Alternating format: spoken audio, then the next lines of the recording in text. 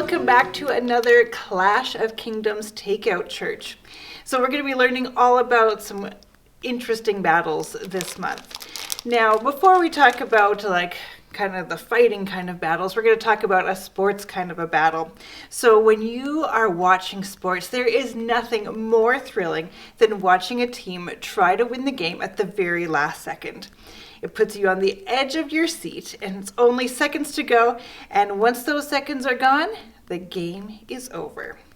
Now, one such game happened in the 1992 NCAA basketball tournament. Kentucky had the lead with 1.9 seconds left on the clock. Duke had to take the ball all the way down the court to score. Christian Laettner, Duke's star player, caught a long cross-court pass. He had just enough time to turn, dribble, and shoot. The buzzer sounded, the shot went in, Duke cheered, and Kentucky, well, they maybe don't like to talk about it too much. Had Laettner missed the shot, the game would not be remembered so many years later. It would have been just another game like so many when the hero missed the last shot. We remember guys like Kobe Bryant and Michael Jordan for their game winners, but both Kobe and Michael had plenty of games where they missed that last shot and they lost. But what if the clock hadn't run down? What if by some miracle they had an extra second or two? I know that wouldn't have been fair, but it would have given them a few more seconds to think, to get closer and get that best possible shot. It certainly would have been an advantage, wouldn't it? So, to kind of get used to that idea, I want you to go into your bags. Now, if you don't already have one, you can come see me at the church during office hours or after church on a Sunday. But in your bag today, you're going to find a little ball. So I want you to play against someone in your house and find a cup or a basket or something. Put the clock on and see how many you can get in 10 seconds or maybe 15 and see what it's like when you have just a few more seconds, how much more you can get when you have just a little bit more time. Now, in today's Bible story, the Israelites were engaged in a heated battle. There are no game clocks on a battlefield, of course, but night was coming and so time was running out. Then God stepped in and did something amazing. Watch this. As the Israelites fought to take the land promised to them by God, the people who still lived there shook in fear, knowing they would soon be destroyed. One of the mighty cities in this new land was so afraid they tricked Israel into making a deal for peace. They would do anything to stay alive. It wasn't long before the king of Jerusalem heard about this tricky deal, and he wasn't happy. He wanted to destroy Gibeon and weaken Israel. So he joined forces with 4 other kings, and they gathered with all of their troops to attack Gibeon. When the Gibeonites found out about what the 5 Amorite kings were planning against them, they sent word to Joshua, "Do not leave your servants to fight alone. Come quickly and save us from the Amorite kings who have joined forces against us. Please help us." So Joshua marched up with his entire army, including all of his best fighting men. The Lord said to Joshua, "Do not be afraid of them. I've already given them into your hands so that not one of them will be able to stand against you."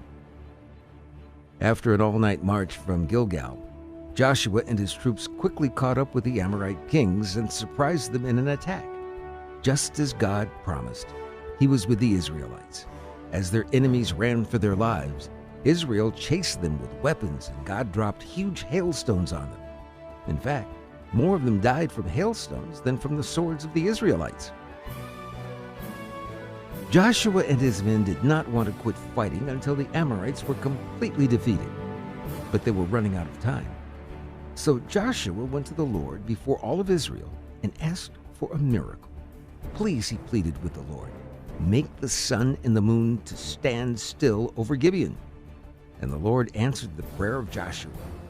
God caused the moon and the sun to stop moving.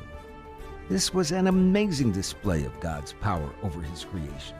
Surely, the Lord was with Joshua, and he fought for Israel. In the Old Testament, battles were fought during the day. At night, everyone went back to camp, regrouped, got some rest, and prepared for the next day. Letting the enemies of Israel go would have given them a chance to get recognized and come back stronger. God didn't give them that chance. When Joshua prayed, God answered him with what is a miracle. He made the sun stand still. The sun did not go down, which would have given the enemy reprieve from battle, and the Israelites defeated them soundly. God taught the enemies of Israel a lesson, but he also teaches us a lesson. When we're in extraordinary circumstances, God does the extraordinary. He answers in ways that can't be explained. He does it to show us and others that he is truly powerful and loving. Many people look at the Bible as just a bunch of stories. They don't believe that miracles like the sun standing still or the flood or parting of the sea could have happened. They can't explain it by reason or science, so they simply just write it off.